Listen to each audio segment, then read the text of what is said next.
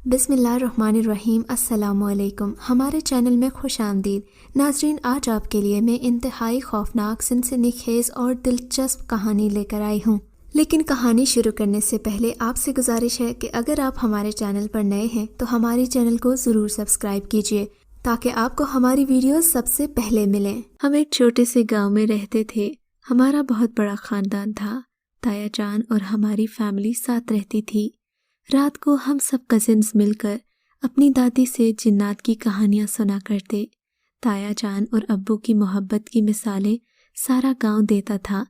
हमारे घर में हर वक्त शोर शराबा और हंसी मजाक का माहौल बना रहता। घर के मर्द दिन में जमीनों की देखभाल करते और शाम को वापस आते तो घर की रौनक देखने लायक होती। हमारे गांव में एक कब्रिस्तान था जिसके गिर्द बहुत सारे दरख्त भी थे और इसकी छांव कब्रिस्तान में होती थी। हम गांव के बच्चे अक्सर इन दरख्तों के नीचे खेलने बैठ जाते। गांव की औरतें बच्चों को रोकती कि कब्रिस्तान के करीब खेला नहीं करो, पर उससे बेहतर कोई जगह हमें लगती ही नहीं थी। कई दफ़े जब बच्चे खेलने के दौरान हंसते तो इन दरख्तों के ऊपर से भी बच्चों के हंसने की आवाज़ें आती। कभी तो हम वो आवाज़ें सुनकर भाग जाते और कभी हमें मजाक सूझता और बार बार हंसते ताकि वहां से आवाज आए। हर किसी को पता था कि इस कब्रिस्तान में जिन्नात का बसेरा है, पर कभी भी कब्रिस्तान के इन जिन्नात ने किसी इंसान को नुकसान नहीं पहुंचाया था, इसीलिए किसी ने इन्हें भगाने की कोशिश नहीं की। हमारी हंसती बसती जिंदगी में तूफान तब आया जब हमारी प्यारी दादी जान हम सबको छोड़कर इस दुनिया से चली गई। ये वही थी जिन्होंने हमारे खानदान को समेट कर रखा हुआ था। अब ताया जान और अब्बू के दरमियान कभी ज़मीन के मामलात पर बहस होती तो कभी कारोबार के बारे में वो लड़ते झगड़ते। हमारे घर की खुशियों को मानो किसी की नज़र लग गई थी। शायद अब हम बच्चे कहानी सुनने के लिए तरसते थे, पर कोई था ही नहीं जो हम पर दादी जैसी शफकत करता। ताई और अम्मी लोग भी अपने अपने शौहरों की वजह से एक दूसरे से दूर हो गई थी। यहाँ तक कि अब एक ही घर में रहकर एक दूसरे से बोल चाल भी बंद हो गई थी। घर में अजीब सा सन्नाटा कायम रहता। इस सन्नाटे में बोलते तो आवाज़ अपने ही कानों में गूंजती थी। इन दिनों घर में किसी की मौजूदगी का एहसास होता था, मगर सबके मुंह बंद थे। फिर अब्बू ने गांव छोड़कर शहर जाने का फैसला किया।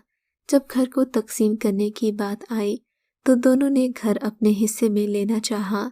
किसी की भी बात न बनी और घर को खाली कर दिया गया। शहर जाते वक्त मैं बहुत उदास थी। सब कजिनों और दोस्तों से रो रो कर मिली। आखिर में इन दरख्तों वाले दोस्तों को भी मैं अलविदा कहने गई। मैं बहुत रो रही थी और उन्हें बता रही थी कि मैं जा रही हूँ, अब हम कभी नहीं मिलेंगे। यकीनन वहाँ से मुझे एक आवाज़ आई थी, हमें कभी भूल मत जाना। और फिर जाते हुए उस दरख्त से मुझे सिसकियों की आवाज़ें भी आने लगी। मुझे यकीन नहीं आ रहा था, मगर उस दरख्त से उनसियत ही ऐसी थी कि मुझे न चाहते हुए भी रोना आ रहा था। वो लोग मुझे नज़र तो नहीं आ रहे थे, पर हम दोनों मिलकर बहुत रोए।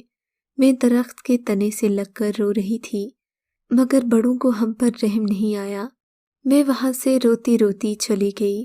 पूरे 12 साल के बाद मैं आज अपने गांव में आई थी। हमारी फैमिली गांव छोड़कर शहर में 12 साल पहले शिफ्ट हुई थी और मेरी ख्वाहिश थी कि मैं शादी से पहले एक बार फिर अपना गांव घूम लूं और बचपन की यादें ताज़ा करूं। घर में शादी की तैयारियां चल रही थीं। शादी होने में अभी एक हफ्ता बाकी था जब मैं अब्बा जी से इजाज़त लेकर गांव जा रही थी। साथ ही अब्बू जी ने छोटे भाई को भी भेज दिया ताकि गांव के रिश्तेदारों को भी शादी में इनवाइट किया जाए। मैंने चुपके से अपने गांव वाले घर की चाबियां भी बैग में रख ली ताकि अपना घर देख आऊं। हम गांव पहुंचे तो ताया जी और उनकी फैमिली ने हमारा बहुत अच्छा इस्तकबाल किया। कुछ देर आराम किया, फिर मैंने अपनी कज़िन मिरहा को साथ लिया और गांव देखने चली गई। काफ़ी जगह देखने के बाद मैंने मिरहा से कहा, चलो अपना बचपन वाला घर देख कर आते हैं, जिस पर उसने मुझे इनकार कर दिया। बोली हमें वहां जाने की इजाज़त नहीं, क्योंकि वो घर 12 साल से बंद पड़ा हुआ है। पर मैं ये मौका मिस नहीं करना चाहती थी, क्योंकि क्या पता शादी के बाद फिर यहाँ आना कब नसीब हो। पर मेरे कहने पर वो इस बात पर मान गई और घर के अंदर न गई, बाहर ही मेरा इंतज़ार करने की हामी भरी। मैंने कहा ठीक है, पर मुझे जितना भी टाइम लगे तुम बाहर ही इंतज़ार करना, चली मत जाना। यूं वो मान गई और मैं घर के अंदर जाने लगी। मेन गेट पर कुछ रस्सियां बंधी थीं, जिन्हें मैंने काट कर गेट खोला। घर का सहन बहुत बड़ा था, जो अब दरख्तों से गिरे पत्तों में भरा हुआ था। मैंने जैसे ही सहन में कदम रखा, पिछला वक्त मेरी आंखों के आगे घूमने लगा। दादी की बातें, बच्चों की शरारतें और खेलना, बड़ों की वो चहल पहल। मेरा दिल तड़प रहा था। हमने कैसे इस वक्त को जुदा होकर गुजार दिया, जो हमें साथ रहकर हंसी खुशी गुजारना चाहिए था। मेरी आंखों में आंसुओं का समंदर छलक रहा था। मैं अंदर की तरफ बढ़ रही थी। अंदर का दरवाज़ा लॉक था, जिसकी मैं चाबी लाई थी। मैंने बड़ी मेहनत करके दरवाज़ा खोला और अंदर चली गई। अंदर बहुत सारे कमरे थे। मैं जल्दी जल्दी सब कुछ देखती आगे बढ़ती जा रही थी। सामने सलाखों वाली खिड़की थी, जिसके पास जाकर मैं घर का पिछला हिस्सा देख रही थी। तभी किसी ने पीछे से मेरे बालों से पकड़कर पूछा, कौन हो तुम और यहाँ क्या कर रही हो? पहले तो मैं बहुत डर गई, समझी कि कोई भूत आ गया है, पर मैं बाहिम्मत लड़की थी। मैं समझ गई कि गेट खुला हुआ देखकर कोई गांव वाला आया होगा। मैंने उसे बताया कि ये हमारा ही घर है, मैं आज शहर से आई हूँ, इसीलिए ये घर देखने आई हूँ। पूछा कि तुम कौन हो? उसने मेरे बालों को छोड़े बगैर मेरा सर घुमाकर मेरा चेहरा अपनी तरफ किया और कहा, अच्छा, मैं तो समझा कि इस सुनसान घर में कोई चुड़ैल होगी। मैंने जब उसके चेहरे की तरफ देखा तो वो बेहद हसीन नौजवान था। उसके हरे रंग की आंखें इतनी बड़ी और चमकदार थीं कि मैं देखकर हैरान रह गई। उसके भूरे भूरे बाल कंधों पर गिरे हुए थे। उसका रंग ऐसा चमकदार सफ़ेद था जैसे अंदर से कोई बल्ब रोशन हुआ हो। उसमें बला की कशिश थी। वो लड़का मुझे बहुत अच्छा लगा। मेरी आंखें उस पर टिक गईं। उसने मेरे चेहरे पर एक फूंक मारी, जिससे मुझे होश आया। मैं पागलों की तरह उसे घूर रही थी। बोला, आओ ना, यहाँ क्यों खड़ी हो, मैं तुम्हें घर दिखाता हूँ। मैं हैरान हुई। मैंने कहा, तुम कौन हो और यहाँ कैसे आए? कहने लगा, मैं इसी गांव का रहने वाला हूँ। अक्सर यहाँ इस घर में आता हूँ, क्योंकि वहाँ एक खिड़की से अंदर आने की जगह है। इस घर में तन्हाई होती है, और तन्हाई और सुकून तो मुझे वैसे भी बहुत पसंद है। लड़के की बात मुझे थोड़ी अजीब लगी, पर मैंने कुछ कहा नहीं। उसके साथ मिलकर मैं घर में घूमने लगी। हम काफ़ी देर इधर उधर घूमते रहे। वो बहुत बातें कर रहा था, मुझे भी उसका साथ बहुत अच्छा लग रहा था। काफ़ी देर के बाद मैंने उससे कहा, अब मुझे यहाँ से जाना है। फिर मैंने चाबी उसके हाथ में दी और कहा, अब खिड़की से आने की ज़रूरत नहीं। हम दोनों एक दूसरे को देखकर मुस्कुरा दिए। मैं गेट पर पहुंची, उसकी तरफ देखा तो वो हसरत भरी निगाहों से मेरी तरफ देख रहा था। मैंने पूछा, क्या देख रहे हो? बोला, नैना, मैं आज तक तुम्हें भूला नहीं हूँ। मैं हैरान रह गई कि इसे मेरा नाम कैसे पता चला। बोला, मैं तुम्हारा वही दोस्त हूँ जो बचपन में तुम्हें देखकर हंसता था। उसकी बात सुनकर मुझे कुछ याद आया। दरख्त वाली बात याद आई तो मैं बहुत खौफजदा हो गई, मगर फिर भी वो इतना खूबसूरत था कि मेरा दिल उसे छोड़ने को नहीं चाहा। मैंने उसे बताया कि बाहर मेरी कज़िन मेरा इंतज़ार कर रही है। मैं भागती हुई उसके पास गई। उस पूरी रात मुझे उस नौजवान के ख्याल आते रहे। मैंने खुद को बहुत समझाया कि ये गलत बात है, मेरी शादी होने वाली है, मुझे किसी और के बारे में नहीं सोचना चाहिए। पर मैं दिल के हाथों मजबूर हो गई। अगले दिन हमें वापस जाना था, पर उसकी तलाश में मैं उस घर में गई और वो मुझे वहाँ न मिला। मैं उदास होकर वापस जाने लगी तो उसने मेरे कंधे पर हाथ रखा और बोला, किसे ढूंढ रही थी? मैंने कहा, तुम्हें ढूंढ रही थी, पर मुझे यकीन नहीं हो रहा कि तुम जिन हो। मिलाकर मेरे इसरार पर उसने मुझे वो सारी बातें बताईं और कहा कि जब आखिरी बार तुम मुझे अलविदा कहने आई थी तो तुम अकेली थी। फिर मुझे बताओ, मुझे सब कैसे याद है? مجھے یہ لڑکا گاؤں کا کوئی نوجوان لگ رہا تھا جو میرے ساتھ شرارت کر رہا تھا، مگر اس کی باتیں عجیب تھیں۔ وہ میرے جذبات کو اچھی طرح سمجھ گیا تھا۔ میں نے کہا، پھر اچانک کسی گہری سوچ میں کھو گیا۔ پھر وہ میری طرف محبت بھری نگاہوں سے دیکھنے لگا۔ پھر میں نے خود ہی بات شروع کی، یہ بات لیکن غلط ہے، ہم دونوں کی دنیا الگ ہے۔ تم ایک جن ہو، میری شادی ہونے والی ہے، بس میں آخری بار اپنا گاؤں دیکھنے آئی ہوں، آج ہمیں واپس جانا ہے۔ میں بنا دیکھے وہاں سے نکل آئی تھی۔ ابا جی کا فون بار بار آ رہا تھا، ہمیں جلدی نکلنا تھا، پر میرا دل نہیں مان رہا تھا۔ ہم گاڑی میں بیٹھے تو میں بار بار پیچھے مڑ کر اپنے پرانے گھر کو دیکھ رہی تھی۔ جب ابا جی کی کال آئی کہ جلدی پہنچو، حسن کا ایکسیڈنٹ ہو گیا ہے، وہ بہت سیریس کنڈیشن میں ہے، تو میرے پاؤں تلے سے زمین نکل گئی۔ حسن میرا ہونے والا شوہر تھا۔ جب تک ہم گھر پہنچے، حسن کی ڈیتھ کی خبر آ گئی تھی۔ سارا خوشی کا ماحول سوگ میں بدل گیا۔ مجھے حسن کا دکھ تو تھا ہی، پر اب تک میرے حواسوں میں میرے بچپن کا دوست سوار تھا۔ حسن کی موت کو کافی وقت گزر جانے کے بعد والدین نے پھر سے میری شادی کا سوچا۔ میں نے ایک بار پھر گاؤں جانے کی ضد کی۔ میں نے سوچا کہ اس بار اپنے بچپن کے دوست سے مل کر اس سے پیار کا اظہار کروں گی، پر وہ مجھے کہیں نہیں ملا۔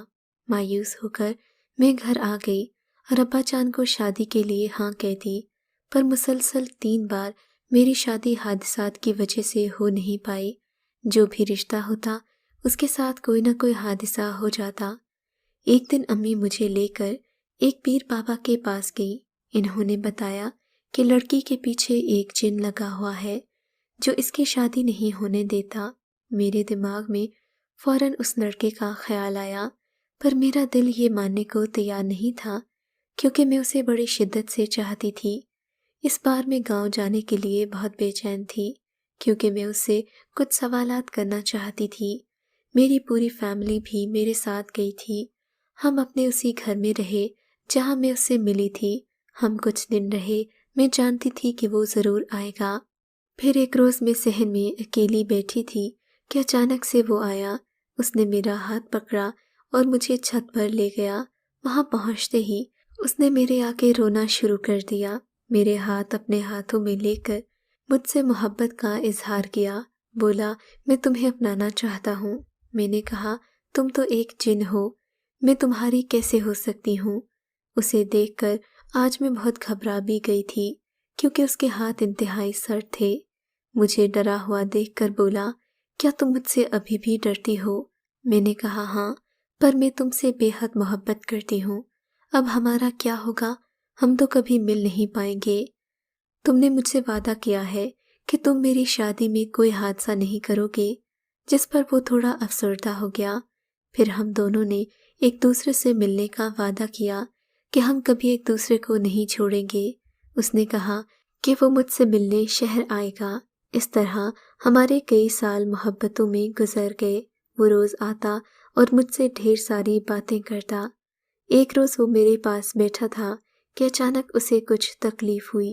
وہ تھوڑا گھبرا گیا اور بتایا کہ اس پر کچھ پڑھا جا رہا ہے۔ میں گھبرا گئی، اس کے ہاتھ تھام لیے، کیونکہ ہماری محبت اس حد تک پہنچ چکی تھی کہ ہم ایک دوسرے کے بنا رہ نہیں سکتے تھے۔ تھوڑی دیر میں اس کی تکلیف بڑھنے لگی۔ وہ تڑپ کر زمین پر گرا۔ اس کے دونوں ہاتھوں سے اس نے اپنا گلا پکڑا ہوا تھا۔ ایسا لگ رہا تھا کہ یہ ہاتھ اس نے نہ رکھے ہوں، بلکہ کسی نادیدہ ہستی نے اس کے گلے پر ہاتھ رکھے ہوں۔ اس کی یہ حالت دیکھ کر میں چیخنے لگی، مگر وہ کوئی جواب نہیں دے رہا تھا۔ کافی دیر وہ زمین پر تڑپتا رہا اور میں اس کے پاس بیٹھی چلاتی رہی۔ میں بے بس تھی۔ اس کے بعد کچھ دن تک وہ مجھے نظر نہیں آیا۔ میرے گھر والوں نے بہت سے عاملوں، پیروں، فقیروں سے عمل اور پڑھائیاں کروائیں۔ میرے عبداللہ کو طرح طرح کی تکالیف پہنچائیں۔ وہ چاہتا تو سب سے بدلہ لے سکتا تھا، پر وہ میرے وعدے پر قائم رہا۔ میری خاطر کسی سے بدلہ نہیں لیا۔ اس دوران میں نے کئی بار اسے تکلیف میں دیکھا۔ ایک دفعہ وہ کئی دنوں تک مجھ سے ملنے نہیں آیا۔ میں بہت اضطراب میں تھی۔ میری حالت دن بدن خراب ہو رہی تھی۔ کیسے پتہ کروں میرا عبداللہ کہاں ہے اور کیسا ہے، کیونکہ وہ کوئی انسان نہیں تھا جس کی میں کسی سے پوچھ تاچھ کر سکتی۔ میں بہت روتی اور دعائیں مانگتی، پر اس کا کچھ پتہ نہ چلتا۔ ایک دن میں مجبور ہو کر ایک عامل سے ملی، انہیں ساری بات بتائی۔ انہوں نے اپنے علم سے کچھ پڑھا اور مجھے بتایا کہ تمہارا محبوب کہیں پر قید ہے، اسے آزاد کروانے کے لیے مجھے پیر صاحب کے ساتھ جانا تھا۔ انہوں نے مجھے بتایا کہ عبداللہ ایک ایسی جگہ کے قریب قید ہے جہاں ہندو لوگ اپنے مردوں کو جلاتے ہیں اور اسے شمشان گھاٹ کہتے ہیں۔ ویسے تو بہت ساری ایسی جگہیں تھیں جہاں پر وہ قید تھا، پر ہمیں کیسے پتہ چلتا؟ میں نے اپنی طرف سے بہت کوششیں کی کہ پتہ لگایا جا سکے کہ شمشان گھاٹ پر وہ کہاں ہے جہاں کوئی عملیات کرتا ہے۔ بہت ساری جگہوں کی خاک چھاننے کے بعد ہمیں ایک ایسی جگہ کا پتہ ملا جہاں وہ مل سکتا تھا، لیکن وہ جگہ جنگل میں تھی۔ بالآخر ہم اس شمشان گھاٹ پر پہنچے۔ وہاں ایک جھونپڑی نما کمرہ تھا جہاں وہ جادوگر آگ جلا کر کچھ پڑھ رہا تھا۔ عبداللہ ہاتھ پاؤں بندھے اس کے سامنے پڑا تڑپ رہا تھا۔ میں نے جھٹ سے اس آگ پر پانی ڈالا۔ میرے عامل بابا نے اس جادوگر کو پکڑ لیا، عبداللہ کو آزاد کروایا اور اپنے ساتھ لے گئے۔ وہ بہت کمزور ہو چکا تھا۔ اس جادوگر نے عبداللہ کو بہت تکالیف دی تھی، وہ اسے اپنا غلام بنانا چاہتا تھا۔ وہاں سے نکلنے کے بعد وہ اکثر میرے ارد گرد ہی رہتا، کیونکہ میرے علاوہ اسے کوئی دیکھ نہیں سکتا تھا۔ پھر 6 ماہ کے بعد میرا ایک رشتہ آیا۔ منگنی کی مصروفیات میں اسے بھول ہی گئی۔ پھر کافی دن کے بعد اس کی یاد آئی۔ میں نے اسے آواز دی، مگر اس نے مجھے کوئی جواب نہیں دیا۔ نہ جانے میرا عبداللہ کہاں چلا گیا۔ آج پورے 6 ماہ بعد میری شادی کا دن ہے، جو میرے والدین کی مرضی سے ہو رہی ہے، مگر میرا دل میرے عبداللہ کے لیے اداس ہے۔